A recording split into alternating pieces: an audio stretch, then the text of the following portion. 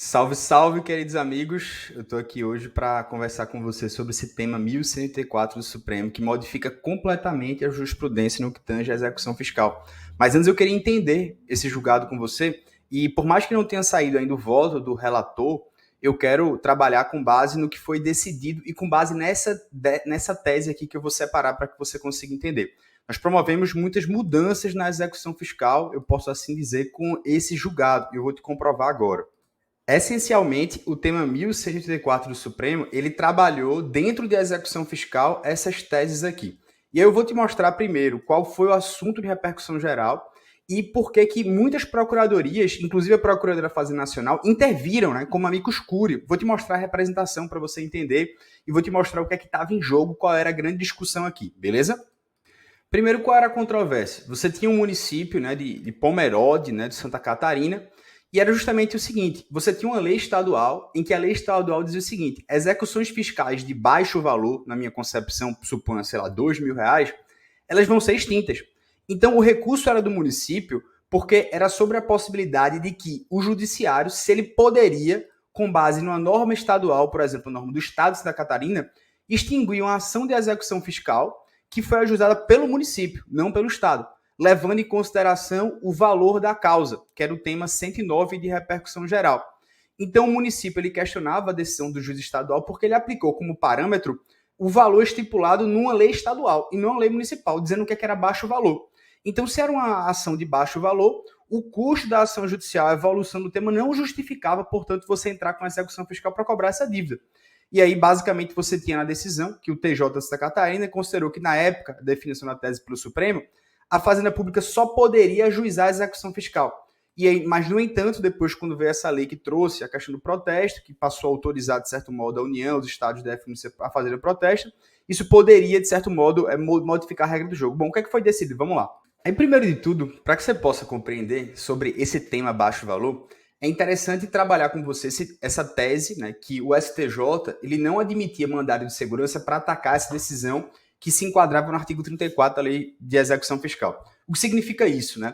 Basicamente, e aqui o caso era justamente isso, você tem a Lei de Execução Fiscal que fala que da sentença do juiz de primeira instância é cabível os chamados embargos infringentes de alçada, que ele é destinado, inclusive, para o mesmo juiz, para as decisões que são abaixo de 50 ORTN, ou seja, em tese são execuções de baixo valor. Só que, veja, muitos juízes, às vezes, eles recebiam valores baixos, e ele simplesmente dizia isso aqui é baixo valor e extinguia isso aqui por si só.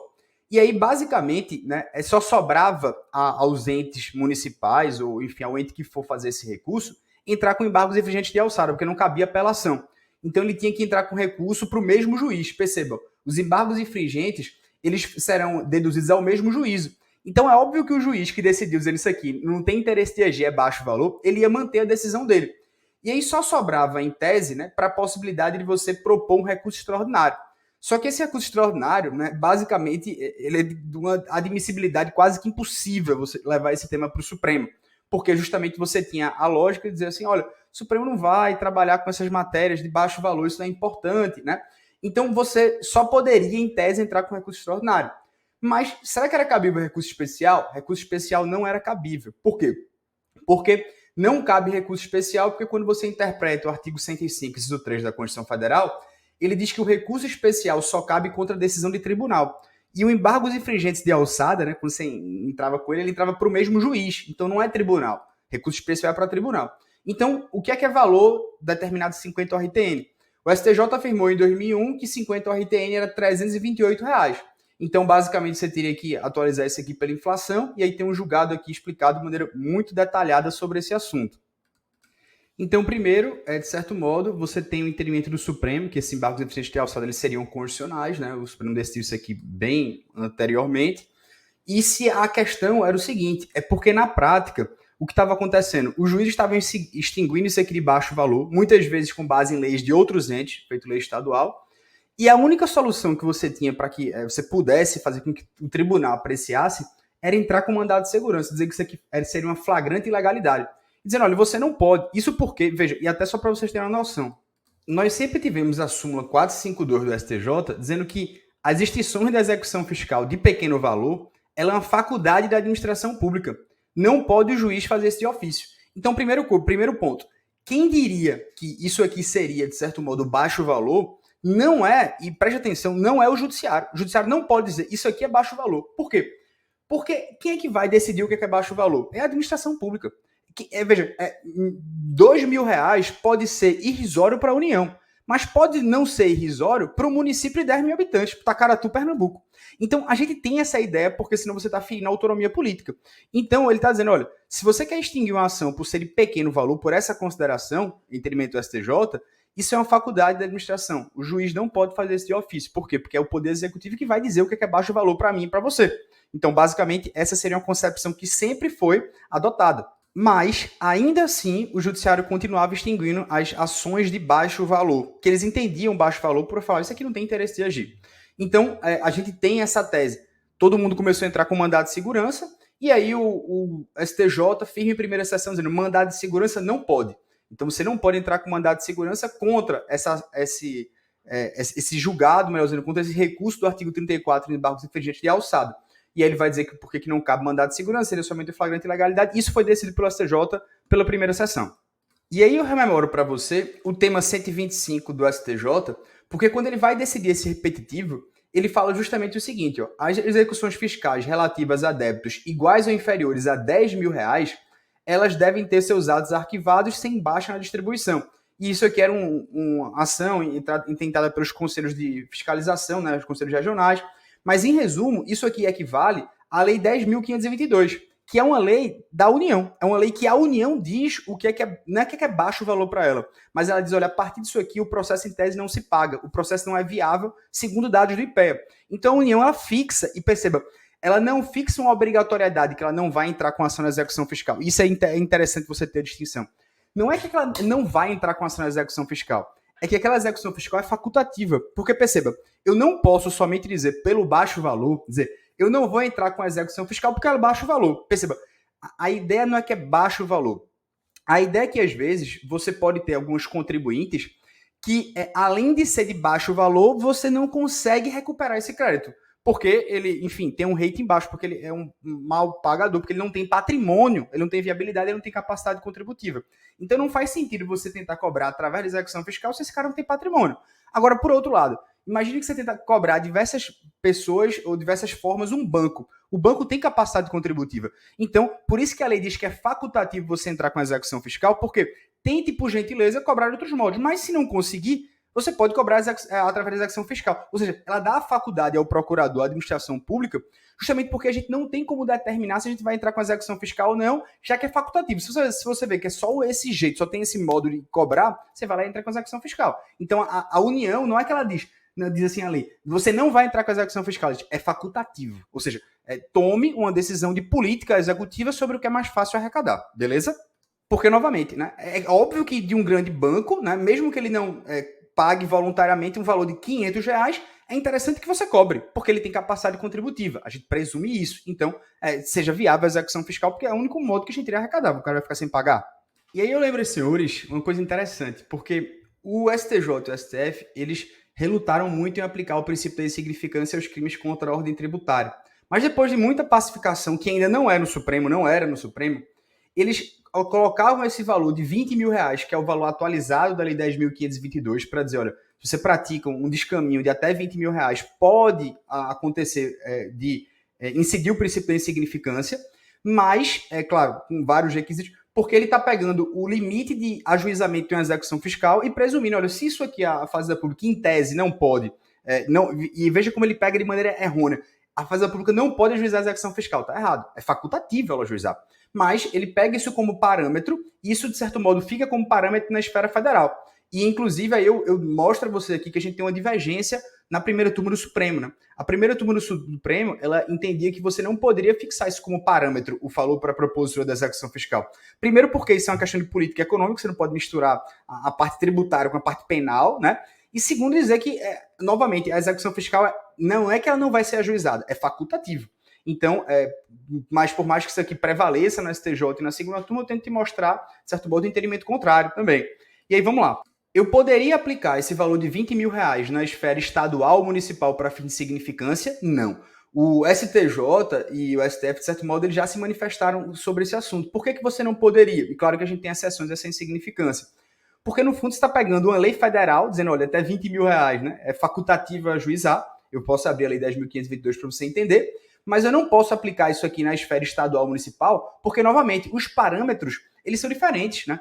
Pode ser que o município de Itacaratu, Pernambuco, que tem 10 mil habitantes, 500 reais seja interessante. E aí eu vou trazer para você aqui justamente esse pensamento. Esse valor considerado insignificante, no caso de tributos federais, vale também para os estaduais e municipais?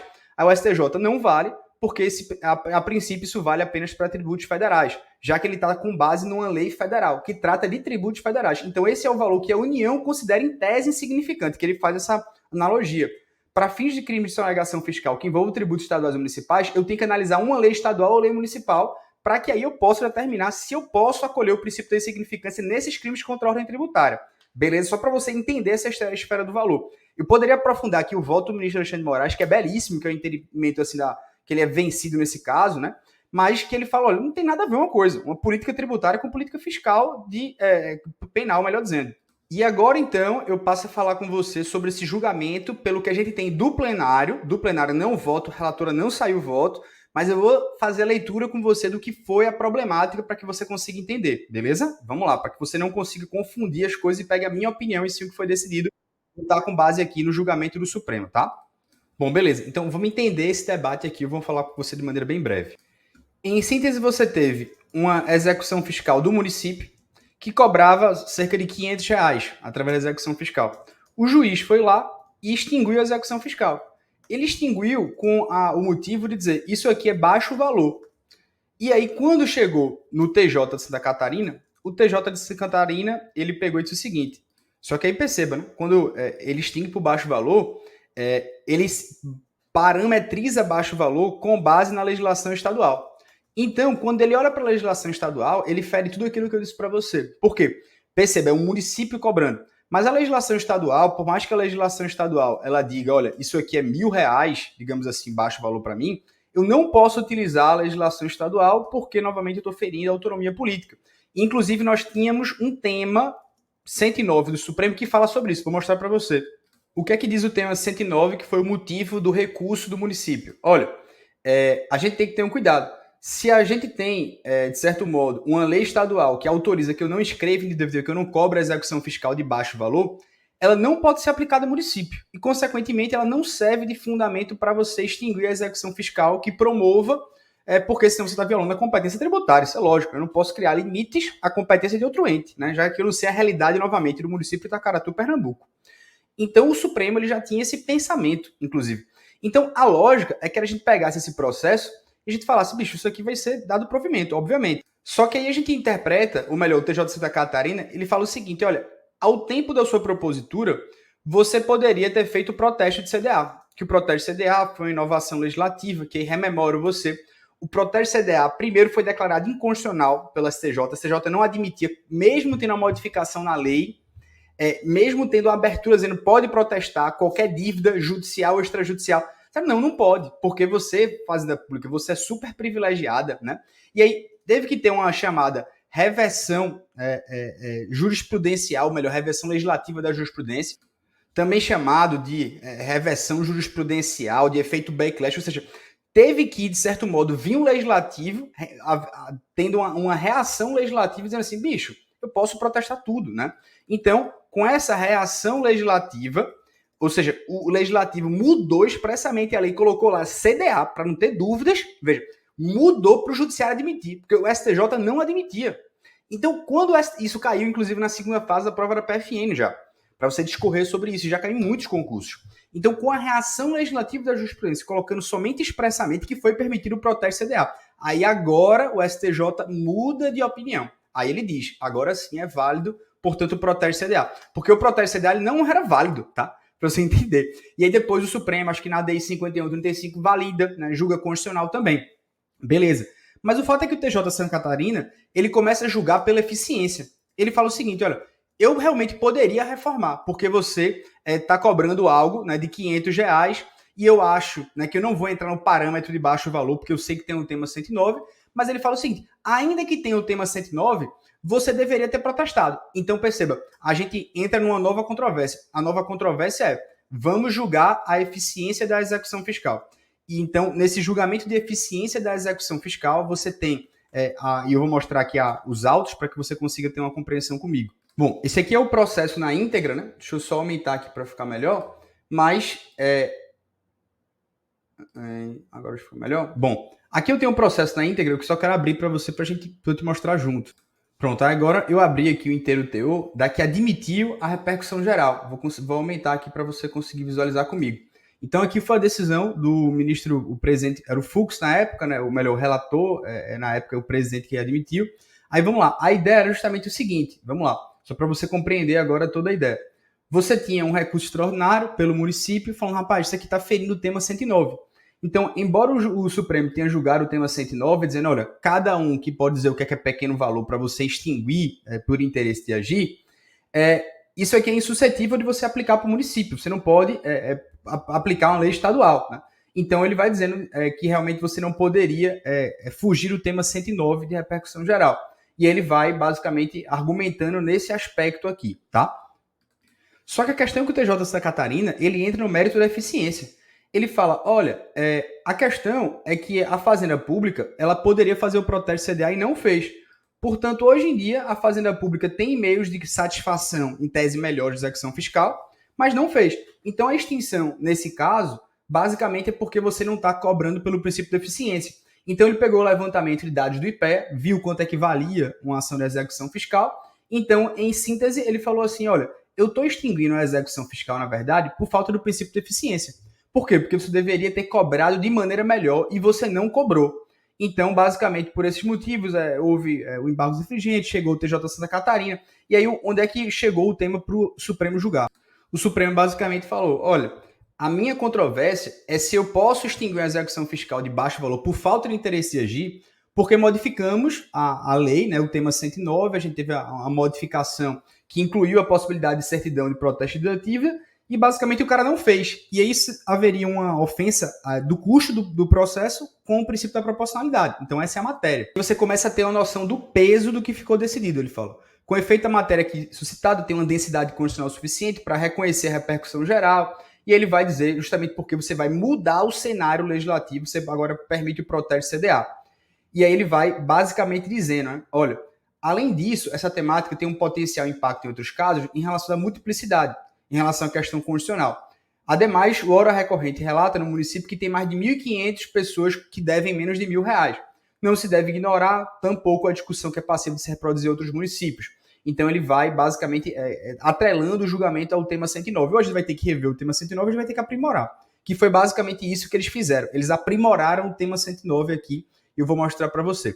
Então, basicamente, o Supremo ele admite essa questão de julgar pela eficiência basicamente a execução fiscal. Então vamos para a tese. O Supremo, em síntese, ele concordou com o TJ Santa Catarina, ele entrou no mérito da eficiência, disse, olha, isso aqui é algo realmente que fere a eficiência, você deveria ter feito o protesto CDA. E aí ele começa a engrenar em 3 teses que eu tenho que distinguir aqui para você. Primeiro ele fala o seguinte, é legítima extinção de execução fiscal de baixo valor pela ausência de interesse de agir, em razão do princípio da eficiência.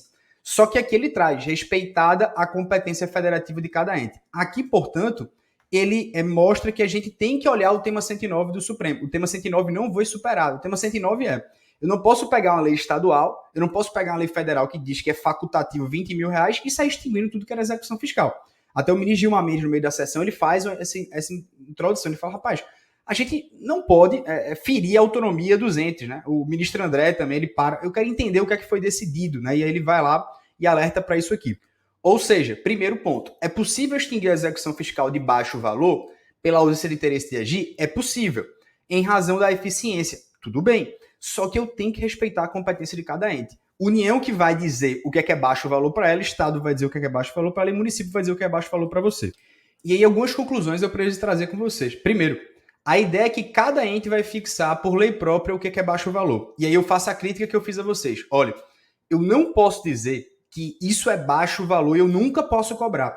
A possibilidade de executar na União, por exemplo, um valor de R$2.000, ela tem que ser facultativa. Não é porque é baixo o valor. Se a pessoa tem capacidade contributiva, eu vou cobrar.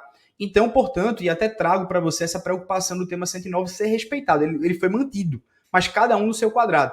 E aí mostra a preocupação agora dos amigos Cury. Vou trazer algumas manifestações e para você entender o que foi. Veja, é como se ele distinguisse a tese. Ele falou, olha, eu posso distinguir por interesse de agir? Posso. O que é o interesse de agir? O interesse de agir, na primeira concepção, por baixo valor, e ele faz uma concepção de interesse de agir em várias camadas, ela vai ser por lei de cada ente. Aí ele começa, eu vou separar a segunda tese, porque ele vai falar assim, olha, e aí por isso que é bem interessante. Primeiro, vamos ver isso aqui. Aí a associação, digamos assim, dos municípios, né, que é a Associação Brasileira de Secretaria de Finanças das Capitais Brasileiras, né, ela vem, de certo modo, querer uma audiência pública e está dizendo assim, olha, cuidado, né, porque esse processo aqui, ele tem o potencial de conduzir à extinção de várias milhares de execuções fiscais, em curso no país, e inviabilizar, na prática, a cobrança do IPTU de mais de 90% dos imóveis brasileiros. Então ele vai dizendo, olha, se você permitir que o juiz extinga de ofício, como feito em Santa Catarina de baixo valor, a gente vai ter que ter muito cuidado. E aí ele sai botando dados de pé para a execução fiscal.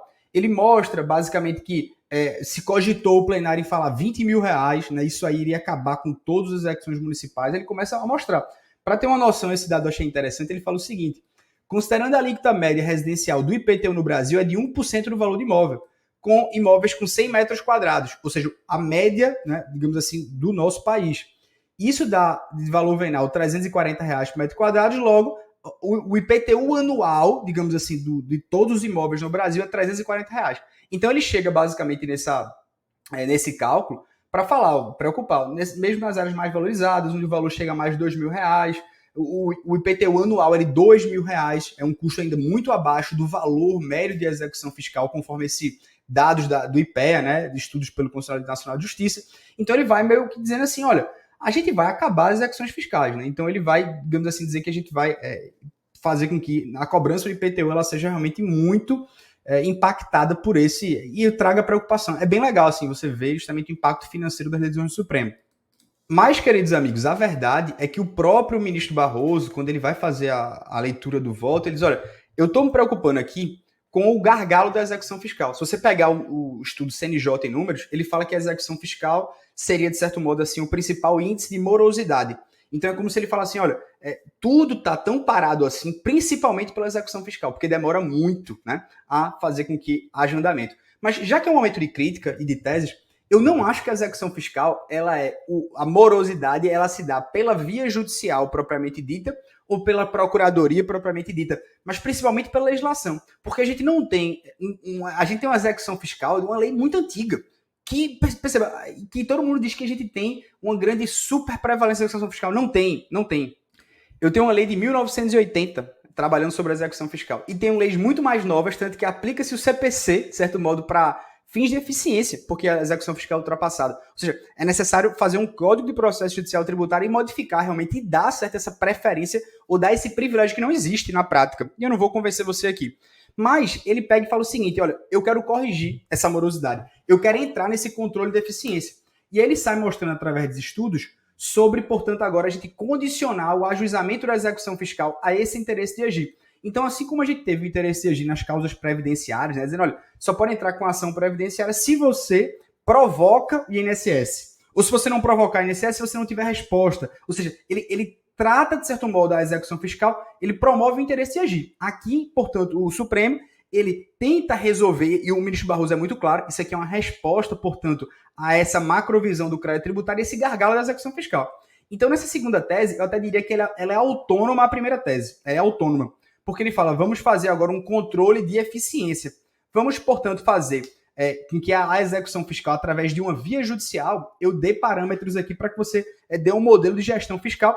Basicamente, ele interpreta a lei de responsabilidade fiscal, quando ele fala lá no artigo 11, né, que todo mundo tem que cobrar seus tributos com a máxima eficiência, sob pena de você não receber transferências voluntárias, e aí por isso que a União, né, ela não traz o imposto de grandes fortunas e ela não pode sofrer sanções, mas os entes municipais e estaduais, eles não só têm que criar, instituir os seus tributos, mas eles também têm que promover a cobrança de maneira eficiente.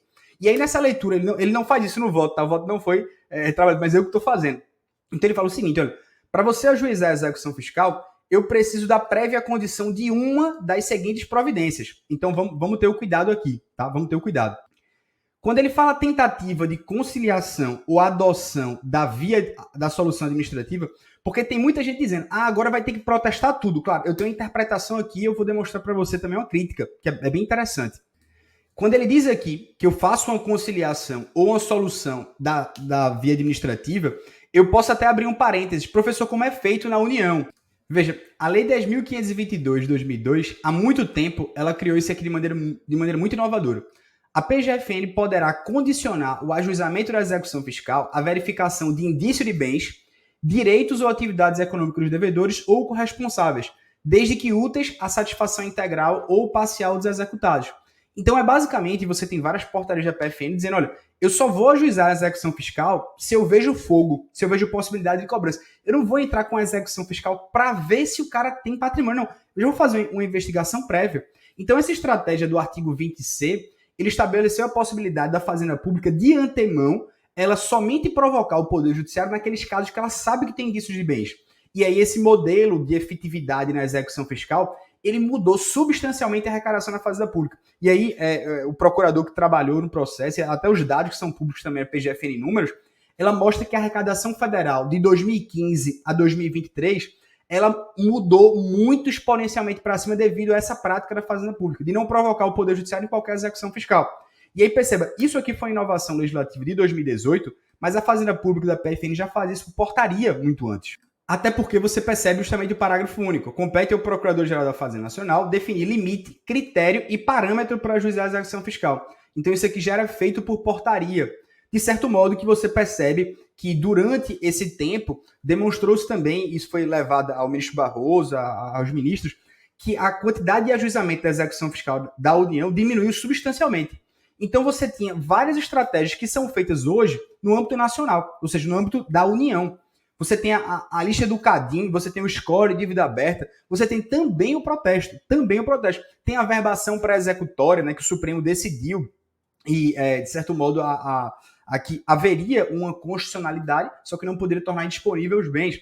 Ainda também tinha outras formas da PFN chamar a regularidade, né? De certo modo, o encaminhamento de cartas, de certo modo, o que eles chamam de nudgets, né, que é você tentar fazer com que haja de certo modo, uma voluntariedade também do contribuinte de aderir ao compliance no direito tributário. E aí, em resumo, portanto, essas medidas que eu trouxe para você são para que você perceba que há uma necessidade de ou conciliação, isso vale também para os municípios agora, isso muda completamente a forma de cobrar a execução fiscal nos municípios e nos estados e na União, que a União já fazia isso de certo modo, mas olha, você vai ter que fazer ou uma conciliação ou então uma solução administrativa. O que é adotar uma solução administrativa? Não sei o que o Supremo queria.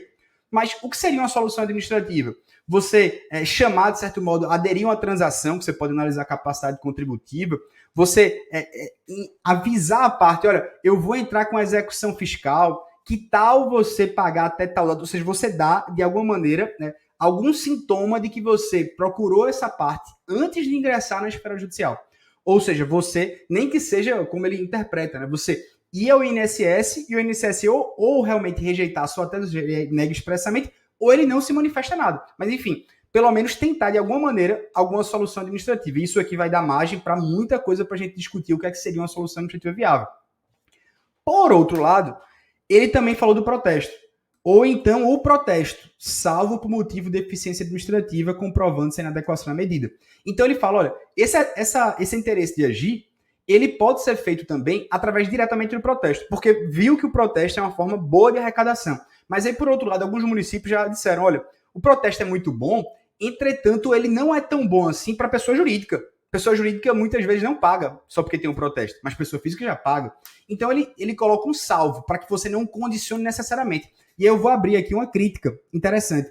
Porque, veja, quando ele fala conciliação ou solução administrativa, ele fala o protesto salvo por eficiência administrativa. Salvo se você comprova, olha, as pessoas jurídicas, majoritariamente aqui, elas não estão pagando. Ou então, essa pessoa jurídica, eu já tenho 50 protestos que já foram feitos anteriormente e ela não está pagando. Então, não faz sentido eu fazer o protesto se eu sei que isso aqui vai dar errado. Então, ele pede para que você comprove a inadequação na medida. Então, ele te dá duas alternativas aqui, ou até deixa em aberta a solução administrativa.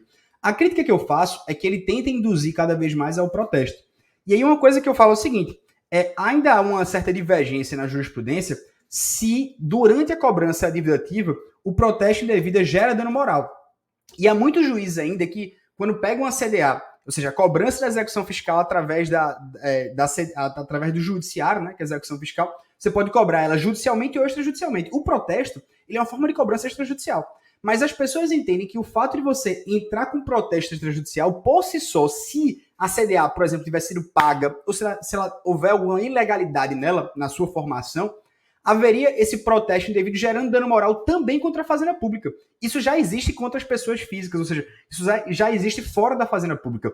Mas veja, se o Supremo ele está encaminhando agora para que cada vez mais haja protestos como uma forma de exercer esse interesse de agir, de certo modo, na minha concepção, eu já faço a crítica dizendo, olha, o protesto indevido não pode gerar dano moral. Por quê? Porque está sendo quase que um meio necessário para que você ajuize a execução fiscal. É um passo necessário. Então, se o Judiciário, se o Supremo, ele convoca e diz, olha, vamos ter que protestar praticamente tudo, salvo por motivo de eficiência administrativa, eu tenho basicamente que o protesto indevido ele não gera dano moral. Por que ele não gera dano moral? Porque ele vai ser... e aí, veja, isso aqui é uma crítica, é um pensamento meu, eu não estou querendo, enfim, mudar o seu ponto de vista, nenhum judiciário, mas só dizer, não gera dano moral. Por que não? Porque seria um pressuposto necessário para você ajuizar uma execução fiscal. Aí você vai falar, Felipe, mas não é totalmente, de fato não é, porque você tem ou protesto, ou então tentativa de conciliar a ação ou adoção de solução administrativa. O que eu vejo muito nos municípios? Eu acho que eles vão ter que chamar a parte, tentar fazer uma audiência com a parte o tempo todo para tentar dizer que está tentando conciliar, seja mandando uma cartinha, seja dando um prazo maior, ou de fato agora aderir a grandes inovações que estão tendo na esfera federal. Por que eles vão fazer isso? Porque aí a gente vai para a terceira tese. A terceira tese, ela vai dizer isso aqui, olha, eu vou aplicar isso aqui de maneira imediata. Então ele diz assim, olha, o trâmite de ações de execução fiscal não impede os entes federados de pedirem a suspensão do processo para adotar essas medidas do item 2, devendo, neste caso, o juiz ser comunicado no prazo para as providências cabíveis. Então, basicamente, ele está dizendo assim, Judiciário, você pode aplicar essa nova consideração do interesse de agir, aplicar os processos em curso. Então, essa tese número 2, ela pode ser aplicada hoje de maneira imediata. Você pode pegar as ações de execução fiscal que estão em trâmite, isso vai provocar, de certo modo, uma enxurrada de intimações dos municípios e dos estados para se adequarem a essa tese. Para dizer, olha, tá vendo essa sua execução fiscal aqui? Me diga se você tentou alguma solução de conciliação ou alguma solução administrativa nesse processo. Se você não fez, faça agora. Senão, eu vou extinguir o processo. E aí vai ter que ter um município peticionário e falar, olha, me dê um prazo aqui de 3, 4 meses, me dê um prazo razoável para que eu faça essas medidas. Isso vai depender muito de processo para processo. Ou então para que eu faça o protesto, né? Para dizer, ó, eu fiz o protesto realmente e a parte também não está pagando dessa forma. Então, é claro, eu acho que isso aqui só vai ser exigido, de certo modo, nos processos em que você não tem uma penhora ou nenhuma prática constritiva. Se alguma prática constritiva já foi dado feito, se está em trâmite nos processos, ou seja, eu não acho que ele pode ser aplicado em todos os processos. Ademais, entenda, o Supremo entendeu que você pode aplicar a tese nos processos em curso. Isso é fato. Agora, nem todos os processos em curso eles vão admitir a aplicação da tese, porque é claro que se você teve algum processo de execução fiscal que você já satisfez a dívida, ainda que parcial, não faz sentido. Não faz sentido. Por quê? Porque nesse caso, a execução fiscal ela está sendo frutífera. Então, na minha opinião, interpretando aqui com a prescrição intercorrente do julgado, não pode aplicar de maneira indiscriminada nos casos em que haja execuções fiscais frutíferas. Por que eu estou falando a palavra frutífera? Porque foi essa terminologia que foi utilizada, seja no julgado da prescrição intercorrente pelo STF, onde ele delegitimou a possibilidade de você ter o prazo de 1+5 da prescrição intercorrente ou do STJ. Então, aquelas execuções fiscais que já houve penhora e que, de certo modo, aquela penhora, ela, portanto, está no processo, né, de satisfação do crédito público, não faz sentido você querer aplicar elas. Agora, pode ser que o Supremo ou o STJ vai interpretar essa tese querendo aplicar indiscriminadamente. Eu acho que teria que ter um freio. Mas isso aqui, com certeza, vai ser o objeto de muitas ações aqui discutindo a ampliação dessa tese, até talvez embargo de declaração mesmo. Então, em síntese, retomando para você, o Supremo vai lá e diz assim, olha, pode extinguir a ação de baixo valor com base no que a gente chama de interesse de agir. Agora, interesse de agir, eu vou ter que olhar para cada esfera federativa, assim como são nos crimes contra a ordem tributária, assim como é também para ajuizar a execução fiscal, cada um dentro do seu limite de competência tributária. Só que, por outro lado, o Supremo vai lá e avança nessa tese e fala, eu vou olhar para a eficiência. Eu vou olhar para as execuções fiscais, eu tenho uma distância da primeira tese para a segunda. Ele vai interpretar o que seria interesse de agir no âmbito da execução fiscal.